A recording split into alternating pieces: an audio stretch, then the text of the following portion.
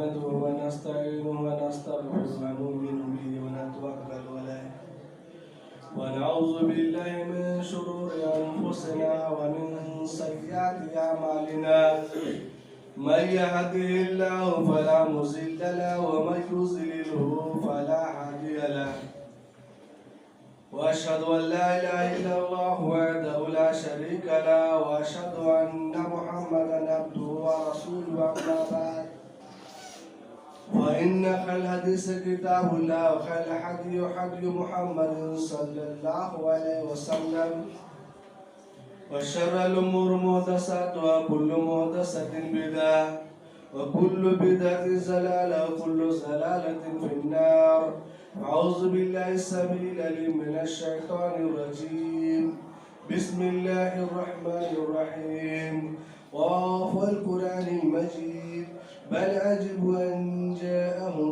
منذر منهم وقال الكافرون هذا شيء عجيب أإذا متنا وكنا ترابا ذلك رجع بعيد قد علمنا ما تنقص الأرض منهم وعندنا كتاب حفيظ بل كذبوا بالحق لما جاءهم فهم في أمر مريج أفلم ينظروا إلى السماء فوقهم كيف بنيناها وزيناها وما لها من فروج والأرض مددناها والقينا فيها رواسي وأنبتنا فيها من كل زوج بهيج تبصرة وذكرى لكل عبد منيب ونزلنا من السماء ماء مباركا فأنبتنا به جنات وحب الحصيد والنخل باسقات لها تدع النخيل رزقا للعباد وأحيينا به بلدة ميتا كذلك الخروج كذبت قومهم قوم نوح وأصحاب الرس والثمود وعاد وفرعون وإخوان لوط وأصحاب الأيكة وقوم تبع كل كذب الرسل فحق وعيد أفحي بالخلق الأول بل هم في لبس من خلق جديد قال النبي عليه الصلاة والسلام قولوا لا إله إلا الله تفلح العرب والعجم. سب قسم کی تعریفات توصیفات کبریائی و بڑائی اس وحدہ لا شریک خالق کائنات مالک ارض و سماء کے لیے ہے جس نے ہمیں اور آپ کو پیدا کیا. بعد درود و سلام محمد مجتبی محمد مصطفیٰ رہبر انسانیت فخر موجودات محمد عربی صلی اللہ علیہ وسلم. خطبہ مسنونہ کے بعد جس حدیث مبارکہ کو ہم نے پڑھا اس حدیث مبارکہ میں کلمہ لا الہ الا اللہ محمد رسول اللہ صلی اللہ علیہ وسلم کا ذکر ہے. دیکھیے یہ جو کلمہ لا الہ الا اللہ ہے اس کو ہم اور آپ تین ناموں سے جانتے ہیں. تین ناموں سے یہ کلمہ لا الہ الا اللہ جو ہے معروف اور مشہور ہے لوگوں میں. ایک تو اس کلمہ کو کلمہ اول کہتے ہیں, دوسرا کلمہ طیبہ اور تیسرا کلمہ توحید. تو آئیے سب سے پہلے ہم اور آپ جان لیتے ہیں کہ اس کلمے کی تین نام کی وجہ تسمیہ کیا ہے. تو سب سے پہلے جو کلمہ اول اس کو اس لیے کہا جاتا ہے کہ اول کے معنی ہوتا ہے سب سے پہلے, سب سے فرسٹ, سب سے آگے, اسی سے ابتدا, اسی سے شروعات ہے, اس سے آگے اور کوئی چیز نہیں ہے. یعنی اگر کوئی شخص کلمہ لا الہ الا اللہ نہیں پڑھ رہا ہے اور نماز پڑھ رہا ہے, روزہ رکھ رہا ہے, زکوٰۃ دے رہا ہے, حج کر رہا ہے, عمرہ کر رہا ہے, تو اس کے نماز, روزے, حج, زکوٰۃ کی کوئی حیثیت ہوگی؟ کوئی حیثیت نہیں. کیوں؟ اس لیے کہ اس نے کلمہ پڑھا ہی نہیں. جب اسکول میں نام لکھائیں گے تب نہ نمبر کی امید کریں گے. جب آپ اسکول میں نام لکھا ہی نہیں تو چاہے کتنا ہی اچھے اسٹوڈنٹ ہو, کتنے ہی اچھے طالب علم ہو, آپ مارکس کی نمبر کی امید نہیں کر سکتے. کیوں؟ اس لیے کہ آپ نے نام رجسٹر میں درج کروایا ہی نہیں. ٹھیک اسی طرح سے یہاں پر معاملہ ہے کہ اگر آپ کلمہ لا الہ الا اللہ محمد رسول اللہ پڑھیں گے ہی نہیں تو پھر ثواب اور اجر کی امید کہاں؟ ثواب اور اجر آپ کو تبھی ملے گا جب آپ کلمہ لا الہ الا اللہ پڑھیے, محمد رسول اللہ پڑھیے. تو یہ سب سے پہلے اس لیے اس کلمہ کا نام پڑا کلمہ اول. اس کلمہ کا جو ہے دوسرا نام بھی ہے کلمہ طیبہ. طیبہ کا مطلب کیا ہے؟ طیبہ یہ لفظ طیب سے بنا ہے جس کا مطلب ہوتا ہے پاک, صاف, طاہر, یعنی پاک کرنے والا کلمہ ہے. یہ ہم اور آپ کو کس چیز سے پاک کرنے والا ہے؟ کفر اور شرک کی غلاظت سے پاک کرنے والا ہے, خباثت سے پاک کرنے والا ہے, طرح طرح کے بدعات, خرافات, رسوم و رواج سے پاک کرنے والا ہے. اسی لیے اس کلمہ کا نام کیا پڑا؟ دوسرا نام کلمہ طیبہ. اور تیسرا نام کلمہ توحید. توحید تو اس میں بھرپور ہے, بلکہ اس کلمے کی بنیادی توحید ہے. اس لیے اس کلمہ کا تیسرا نام توحید بھی ہے, کلمہ توحید. تو دیکھیے یہ تو ہم اور آپ کو پتا ہو گیا کہ اس کے 3 نام ہیں اور تینوں نام کے وجہ تسمیہ معلوم ہوا. لیکن یہ جو کلمہ لا الہ الا اللہ محمد رسول اللہ ہے یہ ایک سینٹینس نہیں ہے, مکمل یہ ایک جملہ نہیں ہے, بلکہ اس میں 2 سینٹینس ہیں, 2 جملے ہیں یہاں پر. ایک ہے لا الہ الا اللہ اور دوسرا ہے محمد رسول اللہ. 2 سینٹینس میں یہاں پر اکٹھا کر دیا گیا ہے, 2 جملے کو یہاں پر جوڑ دیا گیا ہے. ایک ہے لا الہ الا اللہ اور دوسرا ہے محمد رسول اللہ.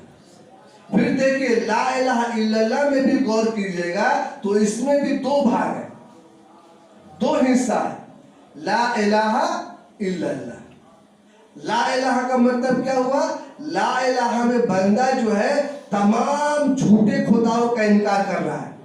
لا الہ کہہ کر کے تمام معبودان باطلہ کا انکار کر رہا ہے کہ ہم کسی کو خدا نہیں مانتے, کسی کو حاجت روا نہیں مانتے, کسی کو مشکل میں کشا نہیں مانتے, کسی کو نفع نقصان کا مالک نہیں مانتے, کسی کو بنانے اور بگاڑنے والا نہیں مانتے, ہم کوئی خدا کو مانتے ہی نہیں.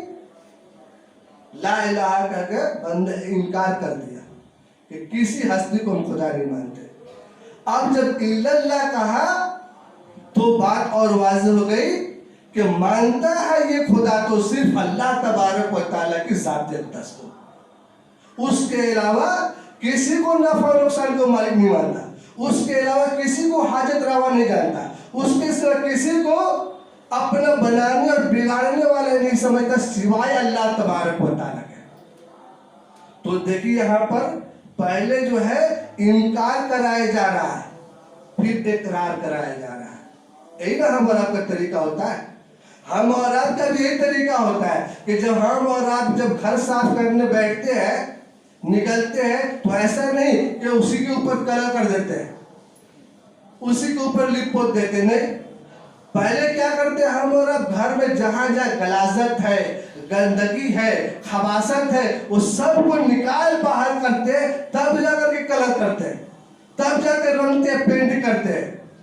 دیکھیے یہ مسجد یہاں پر کچھ دیر پہلے آتے تو آپ بھی دیکھتے کہ یہاں پر یوں ہی دری نہیں بچھاتی ہمارے نوجوان ساتھی دوست آتا. یہ دری بچھانے سے پہلے انہیں جھاڑو دیے, صاف کیے, تمام کوڑا کرکٹ کو نکال باہر کیے, تب جا کے دری بچھائے. تو ہم اور آپ اس اسلوب کو, اس طریقہ کو اپنائے ہوئے تو اللہ تبارک و تعالیٰ یہ اپنائے ہوئے. کہا کہ لا الہ الا اللہ کہہ کے, لا الہ کہہ کے تم پہلے تمام جھوٹے خداؤں کا انکار کرو. ہم کسی کو حاجت روا نہیں جانتے, کسی کو مشکل کشا نہیں جانتے, کسی کو بڑھانے بگاڑنے والے نہیں جانتے, کسی کو اولاد دینے والا لینے والا نہیں جانتے. ہاں اگر جانتے ہیں تو صرف اللہ تبارک و تعالیٰ کی ذات اقدس کو. اور یہی چیز اللہ تبارک و تعالیٰ کلام پاک میں ذکر کیا ہے. سورہ بقرہ پڑھیے گا یا سورۃ المائدہ, ایک جگہ اور بقرہ 3 پارہ میں, جہاں پر آیت الکرسی کا ذکر ہے. یہ بات تو کئی جگہ ذکر ہے. آیت الکرسی جب پڑھیے گا تو آیت الکرسی پڑھتے پڑھتے جب اینڈ میں آئیے گا آخر میں تو وہاں پر ایک آیت آپ کو ملے گی، لا اکراہ فی الدین قد تبین الرشد من الغی.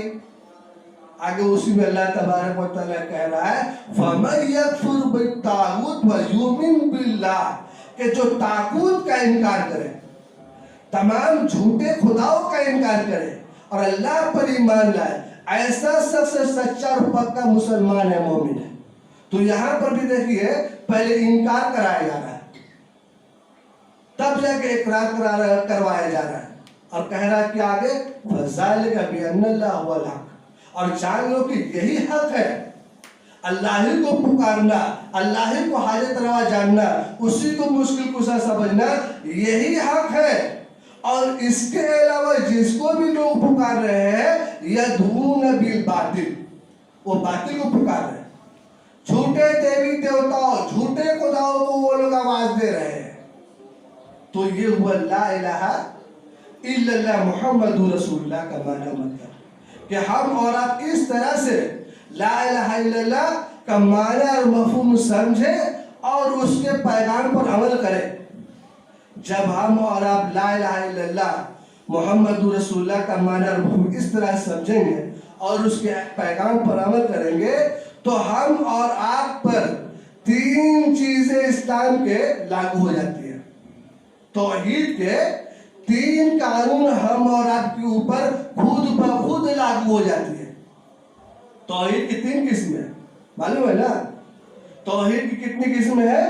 توحید کی 3 قسمیں ہیں، توحید ربوبیت، توحید الوہیت اور توحید اسماء و صفات. تھوڑا باریک ہے، دھیان دیجئے، سمجھ بات آ جائے گی انشاءاللہ. ایک توحید ربوبیت ہے. ربوبیت کہتے ہیں کس کو؟ یعنی اللہ تبارک و تعالی نے سارا جہاں کو بنایا اور وہی سارا سنسار کو چلا رہا ہے.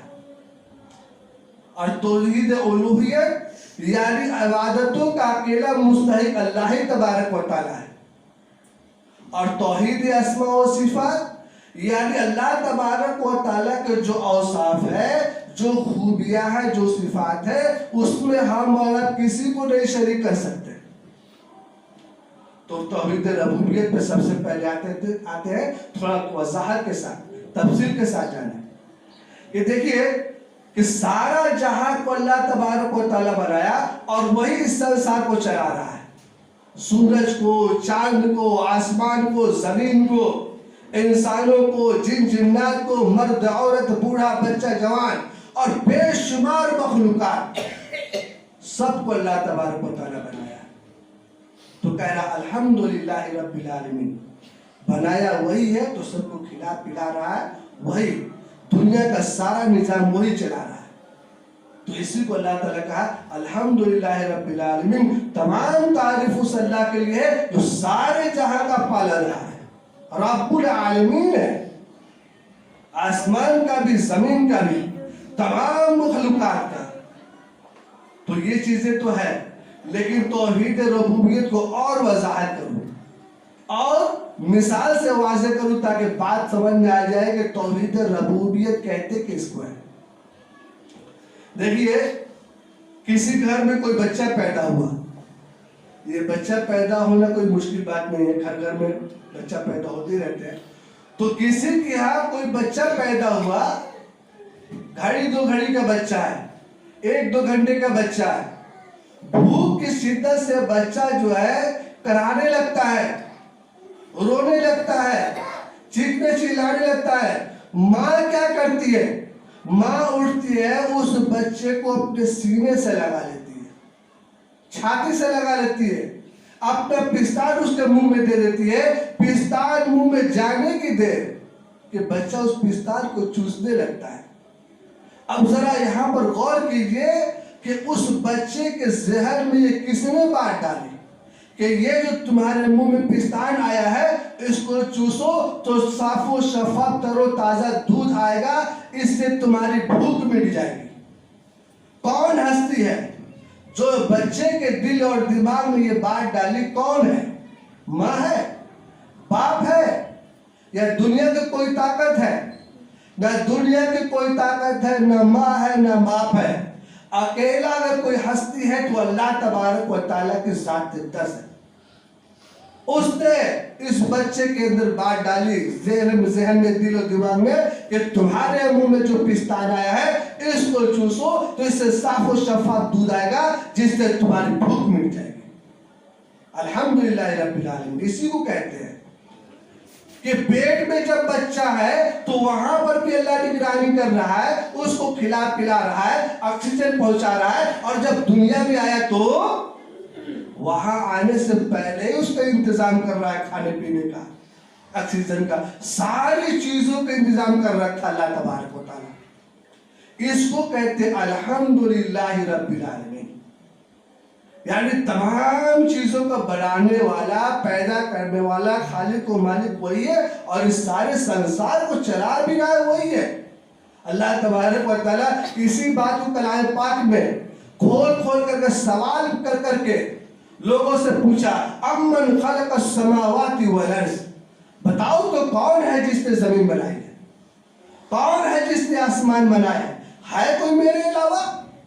اللہ تبارک و تعالیٰ کہہ رہا ہے ہم نے تمہارے لیے تا حد نظر پھیلا ہوا آسمان کو بنایا, ہم نے تمہارے لیے زمین ہموار کی ہے. اللہ تبارک و تعالیٰ کہہ رہے ایک مقام پر, کون ہے جو آسمان سے تمہارے لیے بادلوں سے پانی کو گراتا ہے, پانی کو پھر برساتا ہے؟ انتم انزلتموہ من المزن, کیا تم بادلوں سے پانی کو گراتے ہو؟ ام نحن المنزلون, یا ہم بارش کو برساتے ہیں؟ لوگ جو ہے دیکھیے کھیت میں کسان کیا کرتے, بیج ڈالتے ہیں, بیج ڈالتے دانا ہے اور صاف و شفاف پیڑ پودا نکل آتا ہے, پودے درخت نکل آتے ہیں. اللہ تبارک و تعالیٰ کہتے ہیں ذرا دیکھو تو زمین کی چھاتی کو چیر کر کے پھاڑ کر کے کون تمہارے لیے اناج اور غلہ کو دانہ کو نکالتا ہے؟ کون ہے میرے علاوہ؟ اللہ تعالیٰ کہے پانی ہم برسائے, سورج ہم تمہارے نکالے, ہوائیں ہم چلائے, اور نام کسی اور کا لو, تب تو تم ربوبیت کو مانے نہیں. اللہ تعالیٰ کہے ہم ہی ہیں, ہم یہ سارے سنسار کو چلانے والے ہیں. جب ہم اور آپ اس بات کو سمجھ لیں گے, مان لیں گے کہ واقعی اللہ ہی تبارک و تعالیٰ ہم اور آپ کا رب ہے, تو پھر توحید کے دوسری قسم لاگو ہو جاتی ہے ہم اور آپ پر. توحید کی دوسری قسم کیا ہے؟ توحید الوہیت, یعنی عبادت کا مستحق اللہ تبارک و تعالیٰ کہہ رہا ہے. جب رب ہمارا وہی ہے, سارے سنسار کو چلا رہا ہے, ہم اور آپ کو کھلا پلا رہا ہے, تو عبادت کا مستحق بھی اکیلا اللہ ہی ہے کہ نہیں؟ اکیلا اللہ ہی عبادت کا مستحق ہے. تو عبادت کا مطلب کیا ہے؟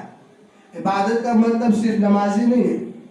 بعض ہمارے دوست کچھ بزرگ جو ہے عبادت کا مطلب صرف سمجھتے ہیں کہ نمازی ہے.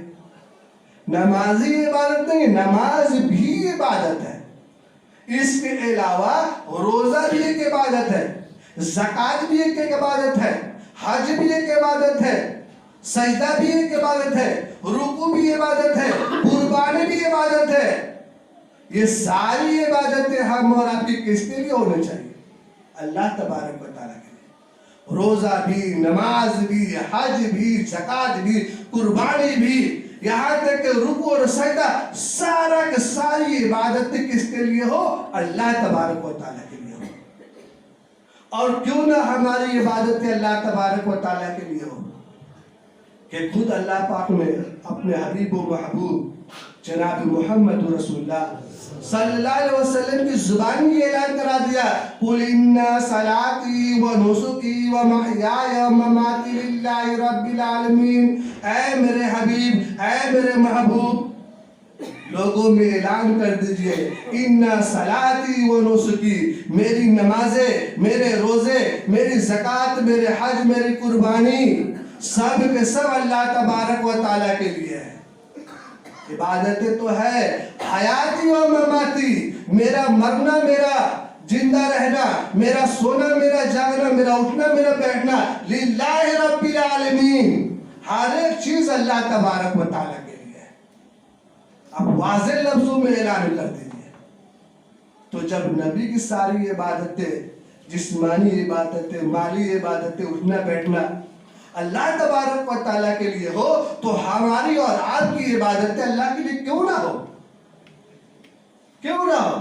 اور دیکھیے ہم اور آپ جو ہے نماز پڑھتے ہیں، کتنے دوست احباب نماز پڑھتے ہیں، نماز میں کیا پڑھتے ہیں اس کا ترجمہ نہیں جانتے، اس کا معنی اور مفہوم نہیں جانتے۔ اگر معنی اور مفہوم لوگ جان لے تو کتنے ہی بدعات سے، خرافات سے، شرکیہ اور کفریہ اعمال سے بچ جائے۔ آدمی نماز میں پڑھتا ہے التحیات للہ والصلوات والطیبات، اب ذرا اس کا ترجمہ دیکھ لیجئے گا، کیا لکھا ہوا اس کا ترجمہ؟ کہا ہے زبان کی جتنی عبادتیں ہیں اللہ سب تیرے لیے ہیں، جسمانی جتنی عبادتیں ہیں سب تیرے لیے ہیں، اور کیا؟ اور کہا جتنا جسمانی، زبانی، مالی عبادتیں ہیں وہ بھی سب تیرے لیے۔ تو دیکھیے زبان کی عبادت دعا ہے کہ نہیں؟ زبان کی عبادت دعا ہے۔ لوگ اللہ تبارک و تعالیٰ کو چھوڑ کر کسی اور کو آواز دے رہے ہیں، کسی اور کو اپنی مصیبت میں پریشانی پکار رہے ہیں، تو کہاں جمع ہے توحید پر؟ زبانی بھی عبادتیں اللہ کے لیے ہو، مالی عبادتیں بھی اللہ کے لیے ہو، جسمانی عبادتیں بھی اللہ تبارک و تعالیٰ کے لیے ہو، تب جا کے توحید الوہیت کا حق ادا ہوگا۔ پھر جب اس کو مانیں گے تو تیسری قسم ہے توحید کی، توحید اسماء و صفات۔ توحید اسماء و صفات یعنی اللہ تبارک و تعالیٰ کے ایسے اوصاف، ایسے خوبیاں جس میں دوسرے کسی کو شریک نہیں کیا جا سکتا۔ جیسے اللہ کی ایک صفت السمیع، اللہ تبارک و تعالیٰ سننے والا ہے۔ تو کتنے بھائی، کتنے دوست، کتنے احباب بزرگ کہیں گے کہ اس میں کون سی بڑی بات ہے؟ وہ تو ہم بھی سنتے ہیں، اللہ بھی سنتا ہے۔ تو دیکھیے ہمارے سننے میں اور اللہ کے سننے میں بہت بڑا فرق ہے۔ ہمارے اور آپ کے یہاں یہ جو سننے کی صلاحیت ہے، یہ جو سننے کی قوت ہے، یہ ذاتی نہیں ہے، خود کی نہیں ہے، یہ عطائی ہے، اللہ تبارک و تعالیٰ کی دی ہوئی نعمت ہے۔ لیکن جو اللہ تبارک و تعالیٰ کے جو سننے کی صلاحیت ہے وہ ذاتی ہے، یہ خود اس کی ہے، اس کو کسی نے عطا نہیں کیا۔ تو یہ سب سے بڑا فرق ہے کہ اللہ تبارک و تعالیٰ کے پاس جو سننے کی صلاحیت ہے یہ خود اس کی ہے، کسی نے اس کو عطا نہیں کیا۔ اور ہمارے اور آپ کے پاس جو سننے کی صلاحیت ہے یہ عطائی ہے، یہ دیکھنے کی جو صلاحیت ہے یہ عطائی ہے، یہ جو سننے کی جو صلاحیت ہے یہ عطائی ہے۔ جب چاہے اللہ تبارک و تعالیٰ ہمیں اور آپ کو بہرا بنا سکتا ہے، گنگا بنا سکتا ہے، اندھا بنا سکتا ہے، لیکن اللہ تبارک و تعالیٰ کوئی بہرا، گنگا، اندھا ہرگز نہیں بنا سکتا، کیونکہ اس کی خود صفت ہے، یہ اس کی ذاتی صفت ہے۔ اور کیا فرق ہے ہمارے اور اللہ کے سننے میں؟ اور کیا فرق ہے کہ دنیا کے کسی خطے سے اللہ کو آواز دیجئے، دنیا کے کسی کونے سے آواز دیجئے، کسی قریہ سے، کسی علاقے سے، کسی محلے سے، کسی بستی سے، سمندر کی تہ میں آواز دیجئے، پاتال سے آواز دیجئے، اللہ تبارک و تعالی ہم اور آپ کی فریاد اور پکار کو سن لے گا۔ لیکن ہم اور آپ کے جو سننے کی صلاحیت ہے وہ ایک دائرہ ہے، اسی دائرے میں ہم اور آپ سن سکتے ہیں، اس سے آگے نہیں سن سکتے۔ اور پھر کیا ہے؟ دیکھیے اللہ تبارک و تعالیٰ کو ہم اور آپ جس زبان میں پکارے، جس زبان میں پکارے، اور یہ میں ہم اللہ تبارک و تعالیٰ کو دعا، اللہ تعالیٰ سے دعا کرے، چاہے بنگالی میں ہم اللہ تبارک و تعالیٰ سے دعا کرے، چاہے عربی میں اللہ تبارک و تعالیٰ کو پکارے، چاہے ہندی میں اللہ تبارک و تعالیٰ کو آواز دے، کسی بھی ہم آواز زبان میں اللہ تبارک و تعالیٰ کو آواز دے، اللہ سمجھنے کے لیے تیار، اس کے لیے کوئی دقت نہیں، کوئی پریشانی نہیں۔ ہم اور آپ سمجھ سکتے ہیں اس کے سوا کوئی ہستی ہے جو ساری زبانوں کو سمجھ سکے اور ان کی فریاد کر سکے؟ کوئی نہیں ہے۔ اور پھر انسان تو انسان، جانوروں کی بھی بھاشا کو، جانوروں کی بھی بولی کو اللہ تبارک و تعالیٰ جانتا ہے، ان کی بھی مشکل کشائی کرتا ہے، ان کی بھی حالت روائی کرتا ہے۔ اس کے باوجود کتنے بھائی کتنے دوست کتنے بزرگ کہتے ہیں اللہ سنتا نہیں، اللہ سنتا نہیں، اسی لیے ہم ان کو پکڑتے ہیں کبھی ان کو پکڑتے ہیں اور کہتے ہیں کہ پھر دیکھو چھت پہ چڑھنے کے لیے جو ہے سیڑھی کی ضرورت پڑتی ہے نا، اسی لیے ہم سیڑھی پکڑتے ہیں، تو کہتے ہیں دیکھو اللہ چھت جو ہے دور ہے لیکن اللہ تو دور ہی، اللہ تعالیٰ تو کہہ رہا نحن اقرب الیہ من حبل الورید، ہم تو تمہارے شہ رگ سے بھی زیادہ قریب ہے، ہم کو پکارو، ہم کو آواز دو، ادعونی استجب لکم، ہم تمہاری مصیبتوں میں کام آنے کے لیے تیار ہے، پریشانیوں میں آنے کے لیے کام تیار ہے، تم ہم کو پکار کے دیکھو تو صحیح، تم ہم سے مانگ کے دیکھو تو صحیح۔ اللہ تیری رحمت پہ قربان، دنیا میں بڑے بڑے توانگر دیکھے، بڑے بڑے بادشاہ دیکھے، مالدار دیکھے، لیکن ایسا کسی نے نہیں کہا مجھ سے مانگ کے دیکھو صحیح، مجھ سے سوال کر کے دیکھو صحیح، پھر دیکھو ہم تمہاری فریاد کیسے پورا کرتے ہیں۔ حدیث کے اندر آتا ہے اللہ کے نبی صلی اللہ علیہ وسلم فرماتے ہیں کہ جب بندہ اللہ تبارک و تعالیٰ سے اس امید کے ساتھ، اس یقین کے ساتھ سوال کرتا ہے کہ اللہ تیرے علاوہ کوئی دے ہی نہیں سکتا، تو اللہ کے نبی صلی اللہ علیہ وسلم فرماتے ہیں کہ اللہ کہتا ہے مجھ کو حیا آتی ہے، مجھ کو شرم آتی ہے کہ لوگ کیا کہیں گے کہ اتنے بڑی بارگاہ میں آیا اور یہ خالی ہاتھ واپس جا رہا ہے۔ اللہ تعالیٰ کہتا ہے فرشتوں گواہ رہو، میرے بندے کے ہاتھ بعد میں گریں گے، ہم پہلے اس کو عطا کر دیں گے۔ مانگنے والا مانگے اس یقین کے ساتھ، اس امید کے ساتھ کہ اللہ تیرے علاوہ کوئی ہمیں دے ہی نہیں سکتا، کوئی عطا ہی نہیں کر سکتا۔ اللہ تبارک و تعالیٰ کہہ رہا ہے کہ اگر یقین نہیں آئے تو کلام پاک کھول کے دیکھ لو، پڑھ کے دیکھ لو، دو میاں بیوی جنت میں ٹھہرے، رب کی نافرمانی ہوئی، جنت سے نکال دیے گئے، برسہا برس ٹھوکر کھاتے رہے، در بدر بھٹکتے رہے، سوچا بھول ہو گئی، غلطی ہو گئی کہ اللہ تعالیٰ نے ہمیں شجر ممنوعہ سے کھانے سے منع کیا تھا، ہم اس سے پھل کھا لیے، ہاتھ اٹھاتے ہیں ربنا ظلمنا انفسنا وان لم تغفر لنا وترحمنا لنكونن من القوم الخاسرین، اللہ ہم تیرے بندے، تو میرا خدا ہے، اللہ ہم بھول کرتے، تو ہماری غلطیوں کو معاف فرمانے والا ہے، اے اللہ تو ہماری غلطیوں کو، ہماری لغزشوں کو، ہماری خطاؤں کو معاف نہ کرے تو کائنات میں کوئی ایسی ہستی نہیں جو ہماری غلطیوں کو، ہماری خطاؤں کو، ہماری لغزشوں کو معاف فرما سکے۔ فاستجبنا لہ، قرآن کے الفاظ، قرآن کہتا ہے ابھی میاں بیوی کی بعد میں ہاتھ گرے، پہلے اللہ تبارک و تعالیٰ کی بخشش کا اعلان کر دیا۔ سوال کرنے والا ہے، سوال کرے تو صحیح، مانگنے والا اللہ کی درگاہ میں، بارگاہ میں سوال کرے تو صحیح، اس امید کے ساتھ کہ اللہ تیرے علاوہ کوئی دے نہیں سکتا۔ یہ ہے توحید۔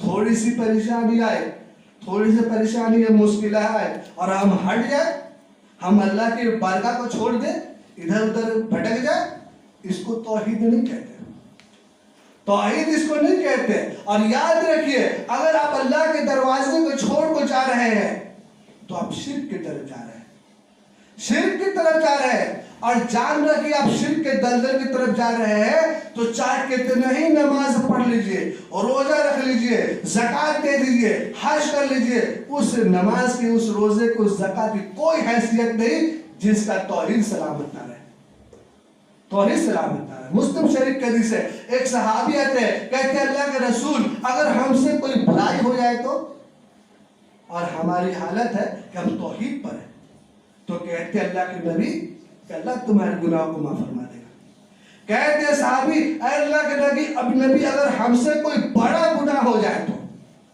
بڑا سے بڑا گناہ، تو اللہ کے نبی کیا کہتے ہیں معلوم؟ میرے ساتھی، میرے صحابی، تو آسمان اور زمین بھر کر کے گناہ کر کے لائے، اللہ ایک نظر میں معاف فرما دے گا اگر تیری توحید سلامت ہے تو، اور اگر توحید سلامت رہی ہے تو سب لے کے پہنچیے، اس کی کوئی حیثیت نہیں ہوگی، اللہ تبارک و تعالیٰ اس کو جہنم میں ڈال دے گا۔ یاد کیجیے ترمذی کی مشہور و معروف حدیث ہے کہ ایک شخص کے عمل کے 99 دفتر ہیں. کہتے ہیں 99 دفتر، اس میں صرف اس کی برائیاں ہی برائیاں ہے، سیاکاریاں ہے، بدعمالیاں ہی بدعمالیاں ہے. اللہ تبارک و تعالیٰ 99 عمل کے دفتر کو اس کے سامنے رکھ دیتا ہے، کہتا ہے لو پڑھو، دیکھو اپنے عمل کو. وہ دیکھتا ہے پلٹ کے، وہ ساری برائیاں موجود ہے جو دن کے اجالے میں انجام دیا ہے اور جو رات کی تاریکی میں انجام دیا چھپ کر کے، سب موجود ہے. اللہ تبارک و تعالیٰ کہتا ہے کہ کیا تم انکار کر سکتے ہو؟ کہتا ہے نہیں. کہا ٹھیک سے دیکھو، ہو سکے میرے کاتبوں نے، لکھنے والوں لکھنے میں غلطی کر دی ہو، وہ چیزیں لکھ ڈالا ہو جس کو تم نے کیا نہ ہو. کہا نہیں اللہ اس میں پورا صحیح لکھا ہے، پورا رائٹ درست لکھا ہے. اللہ کہا کہ کچھ بھی انکار نہیں کر سکتے؟ کہا کچھ بھی انکار نہیں کر سکتا، اس میں پورا ٹوٹل صحیح لکھا ہوا اللہ تعالیٰ. کہا کوئی نیکی ڈھونڈو. اب نیکی ڈھونڈے گا، ایک بھی نیکی نہیں، وہ ڈھونڈ کے تھک جائے گا، ہار جائے گا. اللہ تبارک و تعالیٰ کہا پھر دیکھو، پھر دیکھے گا، کہا اللہ کوئی نیکی مل نہیں رہی. کہا لیکن آج میرے پاس ایک نیکی ہے تمہارے، لا ظلم علیک، تم پر ذرہ برابر بھی ظلم نہیں کیا جائے گا. بندہ کہے گا اللہ ایک نیکی اور اتنے سارے برائیوں کے دفتر بھرے پڑے ہوئے 99، کیا ہونے والا ہے، اس سے کیا بننے والا ہے؟ اللہ تبارک و تعالیٰ کہے گا مایوس نہ ہو، 99 عمل کے دفتر ایک پلڑے میں رکھے گا اور ایک پرجا کو، ایک رکا کو ایک پلڑے میں رکھا گا، دوسرے پلڑے میں ایک پرجا کو رکھے گا. اور پھر دیکھیے گا حدیث کے اندر آتا ہے، اللہ نے فرماتا ہے کہ 99 عمل کے جو دفتر ہے وہ ہلکے پڑ جاتے ہیں اور لا الہ الا اللہ کا جو پرجا ہوتا ہے اکیلا ون پستہ وہ بھاری پڑ جاتا ہے. یہ ہے لا الہ الا اللہ کی اہمیت، محمد رسول اللہ کی فضیلت. تو توحید پر ہم اور آپ خود گامزن رہے اور اپنے بیوی اور بچوں کو بھی بتائیں. حضرت لقمان علیہ السلام کی نصیحت بہت ہے، بہت مشہور معروف ہے، ہمیشہ اپنے بچوں کو توحید کے طرف دعوت دیتے رہے. یا بنی لا تشرک باللہ، اے میرے بیٹے شرک مت کرنا، ان کو قتلت وحرقت، اگر تمہیں بوٹی بوٹی کر دیا جائے. اس لیے ضرورت ہے کہ ہم اور اب توحید کے دامن کو مضبوطی سے تھامیں اور شرک کے غلاظت سے اپنے آپ کو پاک و صاف رکھیں. اللہ تبارک و تعالی ہم اور آپ قرآن حدیث پر عمل کرنے کی توفیق عطا فرمائے. آمین.